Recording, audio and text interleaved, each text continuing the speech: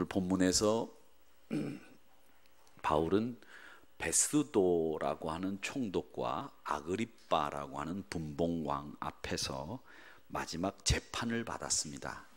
이 재판 도중에 피고들이 이제 변론을 하게 되는데 그 마지막 변론의 기회를 잡게 되었습니다. 근데 이 변론의 기회에 이 바울 사도가 어떻게 변론하느냐에 따라서 무죄로 석방될 수도 있고 또 죄가 가중될 수도 있는 그런 상황인데, 이 바울 사도가 이 마지막 변론의 기회에서 그 기회를 어떻게 이용하는가 하면 자신이 무죄하다는 것을 증명하는 데 힘을 쓰는 것이 아니라 이 바울 사도는 거기서 그리스도의 복음을 전하는 데 힘을 쏟고 있다는 것을 오늘 말씀을 통해서 볼 수 있게 됩니다. 그러니까 바울은 이 귀중한 마지막 기회를 어떻게 해서든지 고통을 면하고 무죄 선고를 받아서 석방되는 데 관심을 갖거나 초점을 맞추지 않고 복음을 기회만 닿는 대로 전하는 데 애쓰는 모습을 우리가 발견할 수 있습니다. 어떻게 해서든지 기회만 닿으면 자신의 유익과 권리, 명예, 소유욕 이런 것에 얽매여서 행동하고 생각하는 사람들이 얼마나 많습니까? 그런데 바울은 기회만 되면 내가 죽느냐 사느냐 이런 데 연연해하지 않고 그저 하나님의 말씀을 증거하는데 전력을 다하는 것을 오늘 우리가 발견할 수 있게 됩니다. 그래서 입을 열어서 그리스도의 복음을 증거하는데 최선을 다하는 바울을 보게 됩니다. 여러분, 우리가 입을 열어서 말을 하는데 이 말은 여러 가지 의미들을 담고 있습니다. 여성 포털 사이트 이지데이라고 하는 것이 있는데 거기서 주부들이 남편으로부터 가장 듣고 싶은 말을 조사했는데 가장 주부들이 듣고 싶은 말, 남편으로부터 듣고 싶은 말 1등이 뭐냐 하면 걱정하지 마, 내가 있잖아. 이 말을 제일 많이 듣고 싶대요. 걱정하지 마, 내가 있잖아. 멋있죠? 가소로워요? 여자분들이 아주 가소롭다는 듯이 그렇게 쳐다보시는데 남자들이 이렇게 말하는 걸 여자들이 제일 듣고 싶어하는 말, 그리고 들으면 제일 기분 좋은 말이 이 말이라고 합니다.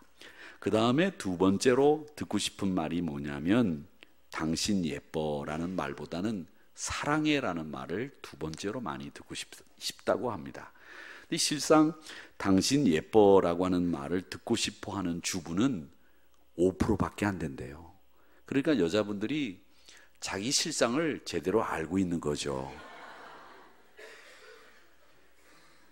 이미 자기 남편이 내가 이쁜지 안 예쁜지를 다 알고 있다는 것을 주부들이 많이 알고 계시기 때문에 당신 예뻐 같은 소리는 듣고 싶은 말이 안 되는 거예요. 그런데 대체적으로 이 듣고 싶은 말들을 분석해 보면 그 말은 대개가 어떤 말이냐면 나를 이해해 주는 말, 나를 배려해 주는 말, 그런 말을 여자분들이나 남자분들이 다 듣고 싶어 한다는 겁니다. 요즘 많은 분들이 우울증을 앓고 있는데 우리나라의 우울증 환자가 50만 명 정도 된답니다. 50만 명이면 제가 알기로는 청주 인구가 80만 명 정도 되는데 그 인구의 한 3분의 2 정도 되는 우리 한국 분들이 우울증을 앓고 있답니다.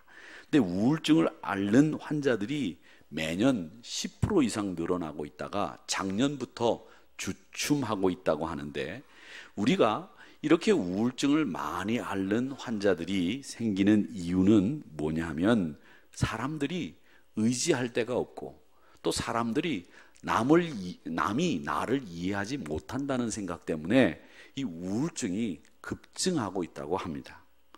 근데 이와 반대로 듣기 싫은 말이 있습니다. 듣기 싫은 말이 아줌마닷컴 사이트라고 하는 그 사이트에 보니까 결혼한 여성들이 제일 듣기 싫어하는 말이, 누구로부터 듣기 싫어하는 말이 1등이냐면 시어머니로부터 듣기 싫은 말이 제일 많이 나오는데 시어머니가 하시는 말씀 중에서 제일 듣기 싫은 말 1등은 둘째 언제 낳니? 라는 말을 제일 듣고 싶지 않다고 합니다. 그 다음으로 듣기 싫은 말이 두 번째가 뭐냐면 조금 더 있다 가라 라고 하는 말을 듣고 싶지 않다고 합니다. 근데 제가 가만히 보니까 저희 아버님 어머님도 조금 젊으셨을 때는 저희가 집에 찾아가면 아이고 목사가 빨리 가야지, 빨리 가라, 늦었다 이렇게 얘기하시면서 가라고 하셨는데 요즘은 저녁 먹고 일어서려고 하면 왜 벌써 가니? 그렇게 얘기를 합니다. 9시 뉴스가 되면 집에 오면 10시인데 그때가 돼서 일어나서 나와야죠. 그런데 9시가 돼서 일어나는데도 벌써 가니? 이렇게 얘기하시는 걸 딱 들으면 가슴이 철렁철렁 내려앉아요. 아, 이제 우리 부모님도 늙어가시는구나 라는 생각을 할 때가 있습니다. 여러분, 며느리나 아들 내외, 딸 내외가 오면 딸은 가라고 해도 가라고 안 해도 지가 알아서 있다 가기 때문에 딸은 걱정이 없는데 아들 내외가 오면 빨리 가라고 하는 것이 시어머님이 며느리에게 좋은 점수를 받을 수 있는 길입니다. 그러니까 아들 내외가 오면 어서 가거라. 너 얼마나 바쁘니 힘들겠다. 그렇게 빨리 가라고 이야기하시기 바랍니다. 자, 시어머니 되시는 분들은 저를 따라 하시기 바랍니다. 얘야 빨리 가라. 시작. 예, 안 해본 말을 하려고 하니까 참 어려우시죠? 그렇죠? 어려우시리라 생각합니다만은 며느리가 오면 우리 시어머니 되시는 분들은 얘야 빨리 가라 이 말을 꼭 연습하셨다가 밥 딱 먹고 설거지 하려고 며느리가 부엌으로 들어가면 얘야 빨리 가라 타이밍이 그때입니다. 밥 먹고 설거지를 하러 며느리가 부엌에 들어갈 때쯤 되면 시어머니 되시는 우리 권사님들은 얘야 빨리 가라 그렇게 이야기하시면 그 타이밍이 잘 맞습니다. 그러면 어머니 설거지는 제가 해놓고 갈게요. 그러면 속으로 또 그 설거지 끝나면 가겠다는 말이구나 이렇게 듣지 마시고 아이고 그것도 내가 할 테니까 그것도 내가 식기세척기에 넣으면 빨리 닦을 수 있다. 그러니까 어서 가거라 이렇게 이야기하시기를 바랍니다. 그 다음에 직장인들이 제일 듣기 싫은 말 2가지가 있는데 그 중에 한마디가 뭐냐면 그렇게 해서 월급 받겠어? 이 말을 상사로부터 듣고 싶지 않은 말로 1등을 꼽았고 두 번째는 시키면 시키는 대로 해라. 이 말을 듣고 싶지 않은 두 번째 말로 꼽았다고 합니다. 이렇게 우리 인생에는 듣고 싶은 말도 있고 듣기 싫은 말도 있습니다. 근데 우리가 또 하나 하기 힘든 말이 하나 있습니다. 그게 뭐냐면 예를 들자면 의사분들이 하는 얘기 중에 젊은 분이 건강진단을 받으러 왔습니다. 아주 건강한 체격에 이목구비가 잘난 청년입니다. 미국 유학을 앞에 두고 인생이 구말리 같은 청년인데 진찰 결과 간암 말기라는 병명이 밝혀졌습니다. 가만 보니까 의사가 보니까 기껏해야 1년도 못 삽니다. 이럴 경우에 의사들도 그 젊은이에게 너 1년 살기 힘들다. 새로 나온 약 가지고 시험 한번 해볼래? 이런 말을 해야 되는데 그 이야기가 의사들도 하기가 굉장히 어렵다고 합니다. 또 어려운 이야기, 하기 어려운 이야기 이런 경우도 있습니다. 젊은 아내가 세상을 떠났습니다. 40대 초반인데 아내가 세상을 떠났는데 남편 말에 의하면 저녁밥을 짓기 위해서 쌀을 씻던 아내가 어깨 쭉지로부터 으스스 한기를 느낀다고 하더니 열까지 오르더래요. 가벼운 감기인 줄 알고 병원에 가서 주사를 한 대 맞았는데 병원에 갔는데 점점 병세가 심해집니다. 열은 계속 오르고 병의 원인을 찾기 어려워 의사가 다양한 검사를 하다가 결국 아내는 급성 폐혈증으로 세상을 어이없이 떠나고 말았습니다. 그런데 이 부부에게는 90이 넘으신 노모가 계셨습니다. 아무것도 모르고 약간 치매기까지 있는 이 노모께서는 며느리가 며칠째 보이지 않으니까 아들에게 묻습니다. 아범아, 애미 어디 갔니? 평소 친딸보다도 더 가깝게 지내던 며느리가 안 보이는 것이 영 마음이 불편하신 노모가 며느리 없는 것을 자꾸 체근하니까 아들이 고민하기 시작을 합니다. 만약에 그걸 사실대로 이야기했다가는 노모마저 충격으로 세상을 떠나실 것 같아서 자식이 먼저 앞섰다고 하는 이야기를 어떻게 말씀을 드릴까 고민하는 남편이 있었습니다. 이런 불행한 일만 이야기하기가 어려우냐? 아닙니다. 우리 믿는 사람들도 말하기가 어려운 것이 하나 있습니다. 그게 바로 뭐냐면 예수 믿으세요 라고 하는 말도 우리가 참 하기 어려운 말 중에 하나입니다. 특히 우리가 잘 아는 사람들에게 예수 믿으세요 라고 하는 말을 하기가 얼마나 어려운 말인지 여러분은 잘 알고 계실 겁니다. 그렇습니다. 이 예수 믿으세요라고 하는 말처럼 하기 어려운 말도 없습니다. 우리 가운데에서 교회를 몇십 년씩 다니셔도 한 번도 예수 믿으세요라고 하는 말을 못 해본 신자들도 계십니다. 왜? 그 말이 하기 어려운 말이기 때문에 그렇습니다. 그러면 예수 믿으세요라고 하는 말이 왜 어려우냐? 제일 첫 번째 이유는 거절의 염려가 제일 크기 때문에 그렇습니다. 우리 예수 믿는 사람도 복음을 제시하고 싶은 마음이 굴뚝 같지만 복음을 제시했다가 거절당하면 어떻게 될까라고 하는 염려가 우리 믿음의 사람들에게 제일 크게 작용하는 두려움입니다. 그래서 전도하기가 어렵습니다. 그래서 전도하기를 꺼립니다. 여러분 아시지 않습니까? 막상 전도해보면 그 반발이 만만치 않습니다. 반발이라고 하는 것이 우리를 죽이려고 하는 반발이 있는 게 아니죠. 친하게 지내던 친구에게 전도를 하려고 다가가서 예수 믿으라고 말하면 우리를 비아냥거리고 야, 너 혼자 교회 잘 다녀라. 왜 나까지 끌어들이려고 하느냐. 이렇게 이야기를 하면서 비아냥거리고 교회 다니는 것에 대해서 조롱합니다. 그래서 전도하는 일들이 점점 더 어려워지고 전도를 하려고 하면 신문지상이나 매스컴에 나왔던 교회에 좋지 않은 이야기, 이런 이야기들을 들먹거리면서 교회 나가기를 거부하는 사람들 여러분 얼마나 자주 만나십니까?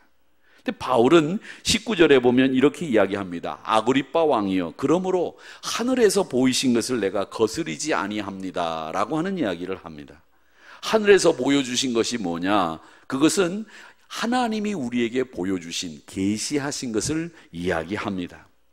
즉 바울은 자기 생각, 자기 주장, 자기 철학을 어떻게 관철시킬 거냐, 어떻게 이 사람에게 내 이야기를 해서 이 사람을 설득시킬 거냐, 이런 이야기를 하지 않습니다. 그의 관심은 우리가 어떻게 하면 하나님이 보여주신 걸 내가 다른 사람들에게 바로 전할 수 있을까, 여기에 관심이 집중되어 있습니다. 사랑하는 성도 여러분, 빌리 그레이엄 목사님이 설교하실 때 자주 쓰는 말이 있습니다. 혹시 유튜브에서 빌리 그레이엄 목사님의 설교를 들으실 기회가 있으시면 한번 들어보시기 바랍니다. 그분이 항상 쓰는 말이 뭐냐면 Bible says so라고 하는 말을 참 많이 하십니다. 성경이 이렇게 말씀하셨습니다 라고 하는 Bible says so라고 하는 이 말을 이 빌리 그레이엄 목사님은 입에 달고 다니시면서 말씀하시고 설교하실 때마다도 Bible says so라고 하는 말을 하십니다. 성경이 이렇게 말합니다. 성경이 이렇게 말합니다. 즉 바울처럼 정말 위대한 설교가들은 자기의 생각을 이야기하는 게 아니라, 자기의 철학을 이야기하는 게 아니라, 자기의 주장을 얘기하는 것이 아니라 성경이 말하게끔 하는 것이 위대한 설교가들이 가지고 있는 특징의 하나입니다. Bible says so. 누가 어떻게 말하느냐가 중요한 게 아니라 성경이 말하게 해야 되고 성경이 말하는 대로 전하면 그것이 우리가 해야 될 일인데 우리는 거절당할 것을 염려합니다. 낙심할 것을 미리 우리는 우려합니다. 그런데 바울은 보세요. 오늘 베스도 총독 앞에서 아그리빠 왕에게 강하게 그리고 자기의 주장을 거침없이 설교하고 있는 것을 우리가 볼 수 있습니다. 사랑하는 성도 여러분, 거절당할 것을 염려하지 마세요.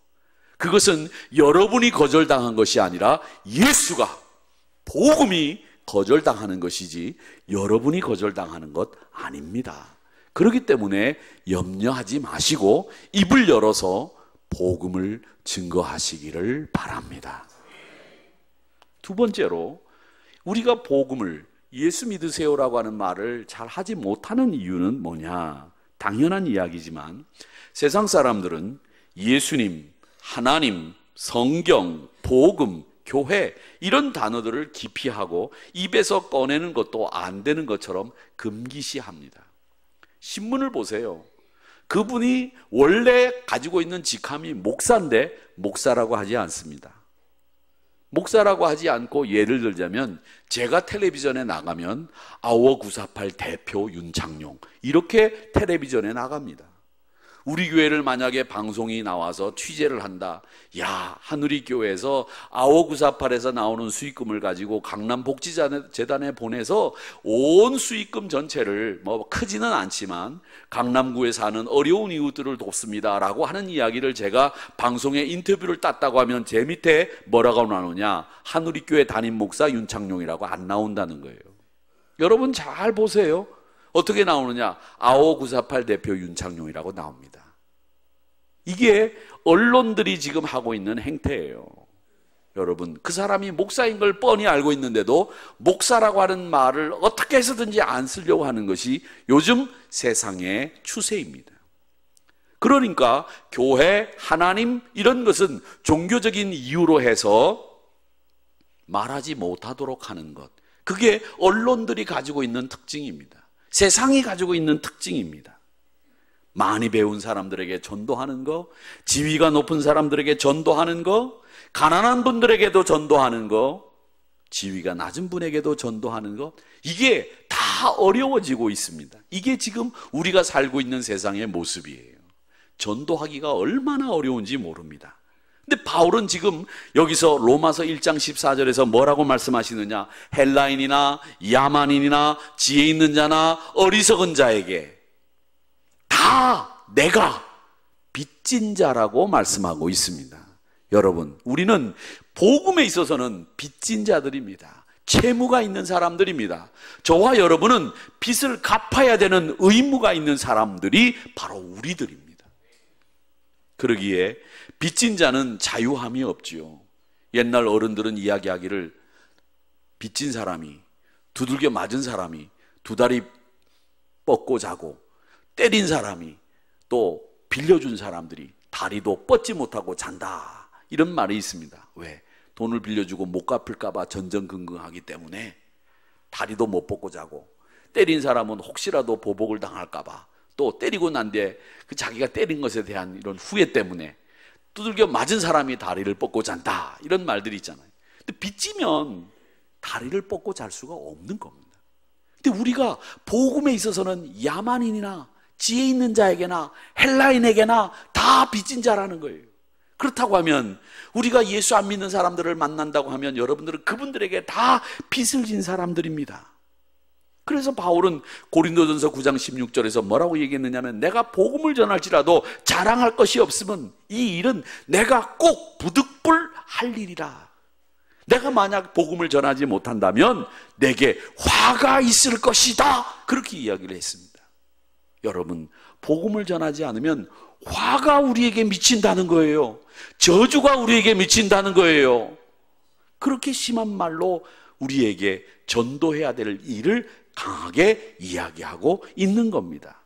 그렇기 때문에 여러분, 세상이 금기시하고 있는 예수 믿으라고 하는 말, 그걸 우리는 깨부시고 예수 믿으라고 과감하게 이야기할 수 있어야 됩니다. 사랑하는 성도 여러분, 당당하게 이야기하세요. 교회 다니세요. 예수 믿으세요. 말씀 읽으세요. 그렇게 얘기하셔야 됩니다.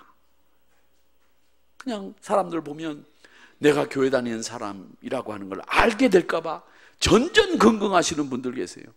내가 교회 다니는 사람이라고 하는 것을 알게 되면 내가 앞으로 행동하는데 여러 가지 제약을 받을 것이다 생각을 하고, 사람들이 내가 교회 다닌다는 걸 알까 봐 전전긍긍하는 거, 그거 치사한 거예요. 그렇게 살려면 왜 예수 믿어요? 나가서도 예수 믿는다고 자신에게 이야기할 수 있어야 예수 믿는 거지. 치사하게 말이지, 째째하게 말이지. 그러지 마세요. 어딜 가서든지 예수 믿으라고 얘기를 하셔야 됩니다. 그 세상은 좋은 것 말이죠. 소문이 다 나요. 그리고 내가 교회 다니는 거 다 알아요. 모를 줄 아세요? 다 알아요. 저 사람 교회 다니는데 어떻게 하나. 여러분 다 지켜보고 있다고요. 안 그런 것 같죠? 내가 교회 다니는 거 모르는 것 같죠? 여러분 하늘이교회 집사님이라는 거 다 알아요. 나만 그 사람이 모른다고 생각하지 마세요. 다 알아요. 다 알아요. 온 동네가 다 알아요. 양재, 도곡일동, 도곡이동 다 알아요. 근데 교회 안 다닌 척 하지 마시라고. 어디 가가지고 교회 다닌 사람처럼 행동하고 말해야지. 다 아는데 말이지. 교회 다닌 사람이 그렇게 얘기하면 안 된단 말이죠. 아시겠어요? 다 알아요. 제가 엘리베이터를 타고 이렇게 가다 보면 요즘 저희 아파트에 새로 이사 오신 분들이 많이 계셔서 제가 새로 오신 분들을 만나면 인사를 합니다. 아이고 새로 이사 오셨나 봅니다. 아이고 예 아이들 교육 때문에 이사 왔습니다. 뭐 얘기하다 보면 다 알아요. 아이고 12층에서 오시는 거 보니까 목사님이시네요. 어떻게 하셨습니까? 다 알아요. 이사 오면 12층에 목사 사는 것부터 아나 봐. 참네. 그래서 항상 저는 이 집에서도 웃고 있어요.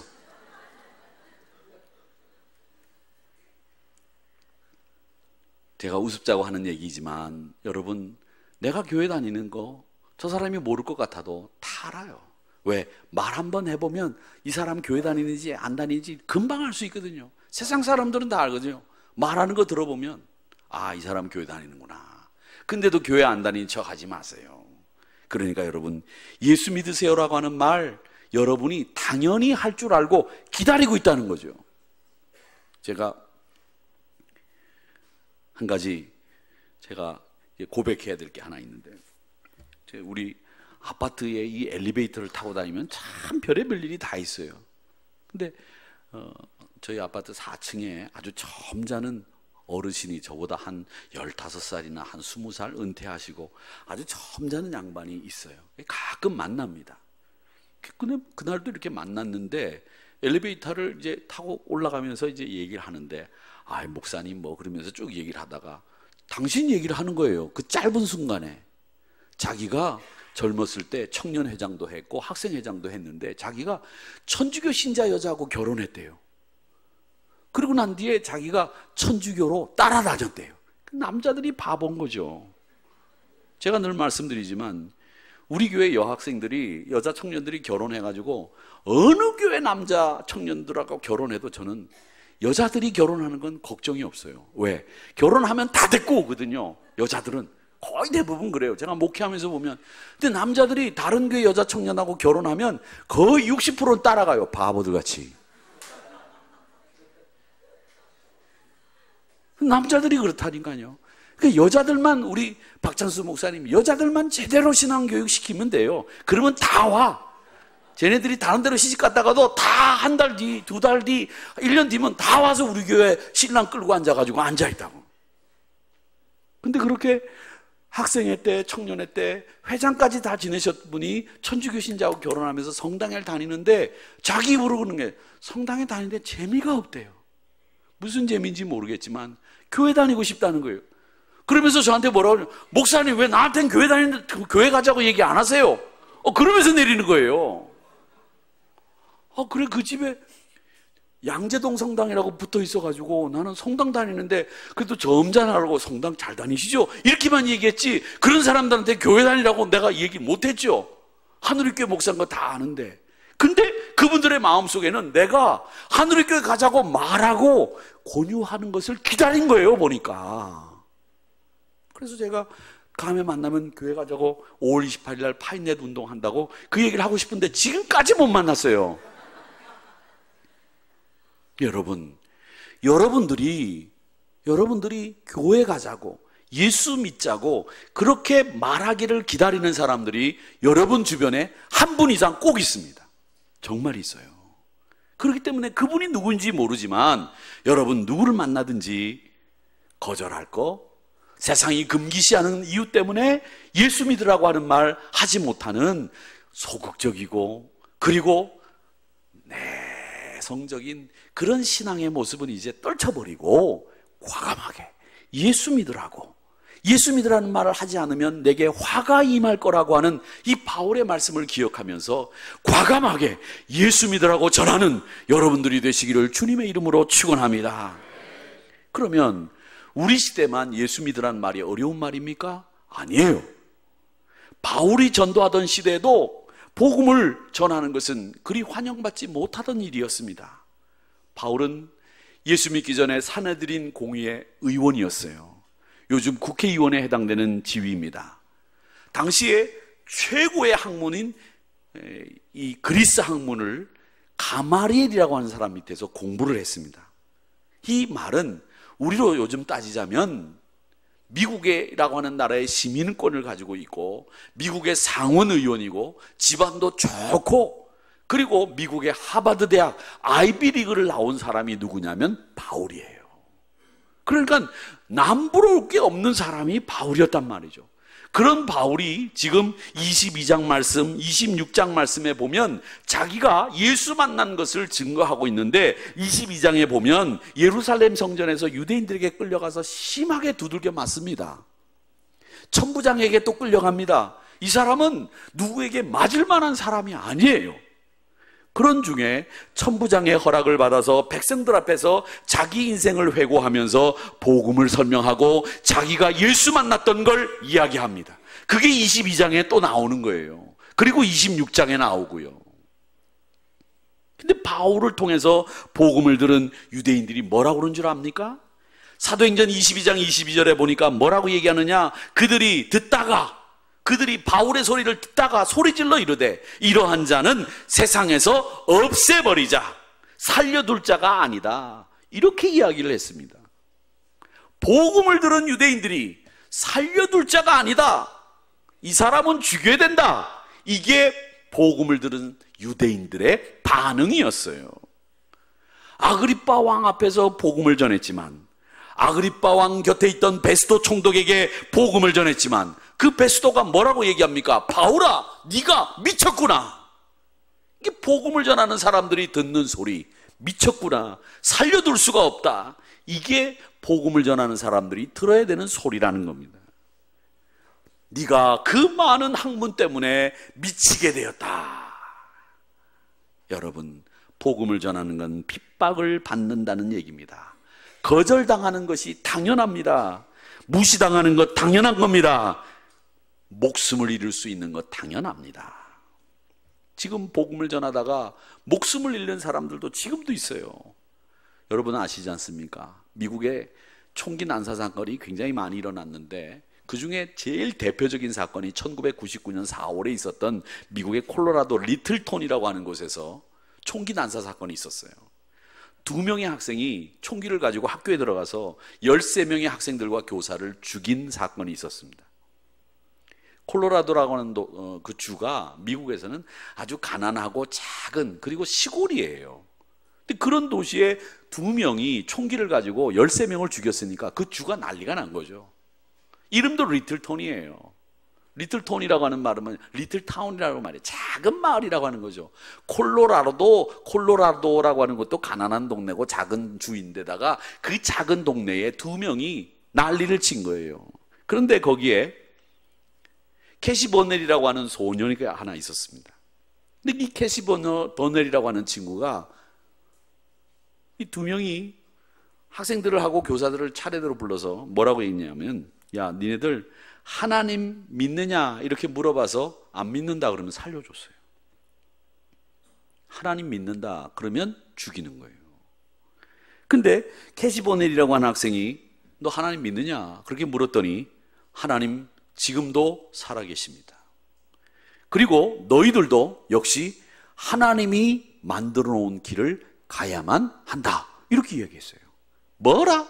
그리고 화가 난 2 학생은 캐시 버넬을 비롯한 13명의 교사와 학생을 죽여버렸습니다. 예수 믿고 하나님 믿는다는 이유만으로 죽는 거예요. 여러분, 그 일로 인해서 하나님 믿고 예수 믿는다는 말을 과감하게 하지 못했던 미국 청년들 사이에서 각성운동이 일어나서 대부흥운동이 일어나게 됩니다. 그래서 미국에는 이런 대부흥운동을 일으키는 신앙을 각성시키는 이런 뜻있는 사람들이 가끔 나와서 미국의 영적 세계를 뒤집어 놓습니다. 사랑하는 성도 여러분, 우리가 복음을 전한다고 순교당하지 않습니다. 좀 무한을 당할 수 있습니다. 거절당할 수 있습니다. 그런데 그것이 두려워서 예수 믿으라는 말을 입에 자물쇠를 채워놓고 말하지 않습니다. 사도 바울에게도 미안하고 캐시 버넬이라고 하는 친구에게도 면목이 없는 신앙생활 우리가 지금 하고 있다는 거예요. 사랑하는 성도 여러분, 전도에 관해서 말하는 거 듣는 사람이 그렇게 유쾌하게 생각하지 않을 수 있습니다. 헌금 설교와 마찬가지로 신자들에게 부담을 주는 거라고 말들 합니다. 그런데 저는 여러분들에게 과감하게 말씀드리는 것은 전도하라고 말씀해야 되는 이 시대에 우리가 살고 있다고 하는 것 기억하시기를 바랍니다. 전도하셔야 됩니다.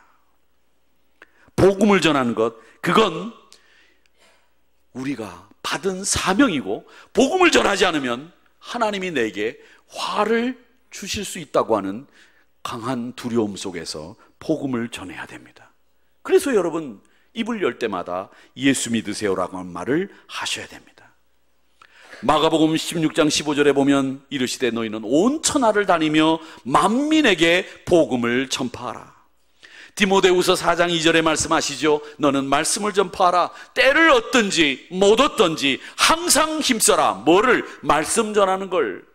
그리고 범사에 말씀 전하는 것, 범사에 말씀 전하는 것 때문에 실망하지 말고 오래 참고 가르침으로 그들을 깨우치고 경계하게 하고 권해라. 그게 말씀을 전해야 되는 너희들의 모습이라고 이야기를 합니다.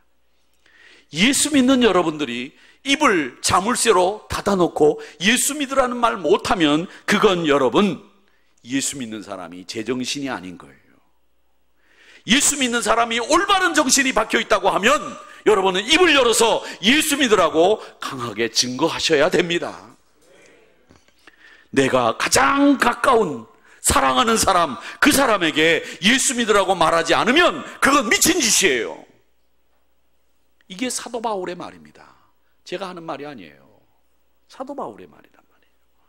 사랑하는 성도 여러분, 그러기에 입에 자물쇠를 푸세요. 그리고 이 세상에서 가장 듣기 싫어하는 말, 이 세상 사람들이 거부하는 말, 예수 믿으세요. 그걸 증거하시기를 축원합니다. 막연히 언젠가는 내가 그 이야기를 할 수 있겠지. 그거 이제는 끝내야 됩니다. 이제 더 이상 망설이지 마세요. 여러분이 만나는 사람마다 예수 믿으라고 증거하셔야 됩니다. 독일의 철학자 임마누엘 칸트라는 사람이 있습니다. 그 사람이 일하는 몇 가지가 있어요. 이 사람이 정확했답니다. 독일 사람 아닙니까? 이 사람이 아침에 산책 나가는 시간을 딱 보면 정확히 7시 30분. 저녁에 들어가는 시간은 정확히 5시 30분. 정확합니다. 독일 사람들은 얼마나 또 정확합니까? 5시 되면 칼퇴근합니다. 유럽 사람들은 정말 칼 같아요. 5시에 가게 문 닫는다 그러면 4시 20분부터 장사 안 한다. 안 하는 거예요. 우리는 제가 말씀드리지만 우리 한국 사람들은 열심히 일하기 때문에 5시에 문 닫으면 5시 10분까지 문 열어놓고 난 뒤에 그 다음에 정리를 하고 난 뒤에 문 닫고 퇴근하면 6시쯤 되잖아요. 안 그래요? 그런데 이 독일 사람들이랑 유럽 사람들은 5시에 크로즈 한다 그러면 4시 10분부터 손님 안 받아요. 물건 안 팔아요. 그게 정확한 거예요. 임마누엘 칸트라는 사람도 굉장히 정확한 사람이었어요. 근데 젊은 시절에 좋아하는 여자가 있었습니다. 여러분도 좋아하는 여자가 있었고 남자가 있었잖아요. 그죠?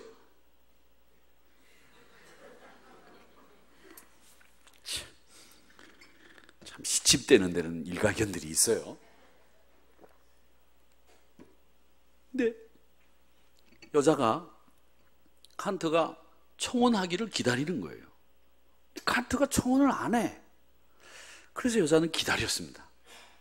칸트가 나를 사랑하니까, 나도 자기를 사랑하는 거 아니까 청혼하겠지 기다렸어요. 그래가지고 칸트에게 왜 나한테 청혼하지 않느냐, 프로포즈하지 않느냐 물었더니 칸트가 내가 생각을 좀 해야 되겠다 그렇게 대답을 한 겁니다. 그리고 근데 그때부터 칸트가 생각을 하기 시작을 했습니다. 생각을 했는데 이 여자와 결혼하지 말아야 될 이유를 몇 가지를 꼽아냈느냐? 350가지를 뽑았어요. 35가지가 아니에요. 350가지를 찾아냈어요. 이 여자와 결혼해서는 안 되는 이유 300 몇 가지? 50가지. 그런 다음에 또 이 여자와 결혼해야 될 이유를 뽑았는데 그게 몇 가지면 354가지를 뽑았어요. 그러니까 4가지가 더 많아요. 결혼해야 될 이유를. 그래서 칸트가 결혼하지 말아야 될 이유가 350가지고 결혼해야 될 이유가 354가지니까 결혼해야 되겠다 이렇게 결정을 한 겁니다. 그리고 난 뒤에 여자 집을 찾아갔어요.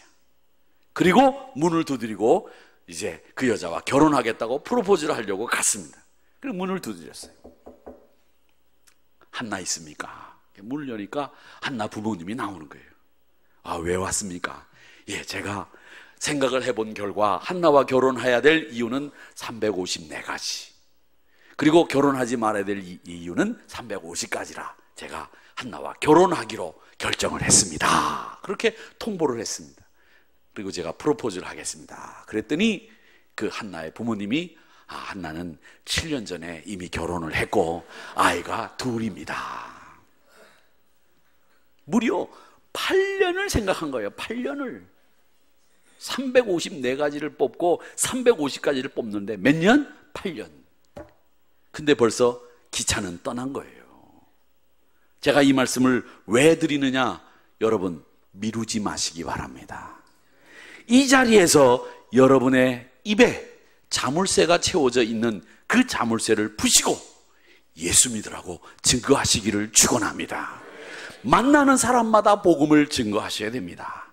만나는 사람에게, 가장 가까운 사람에게, 그 사람들이 듣기 싫어하는 말이라고 할지라도 반드시 해야 될 말, 그 말은 그 사람을 가장 복되게 만드는 말, 예수 믿으세요라고 하는 말을 말씀하시는 저와 여러분이 되시기를 주님의 이름으로 축원합니다.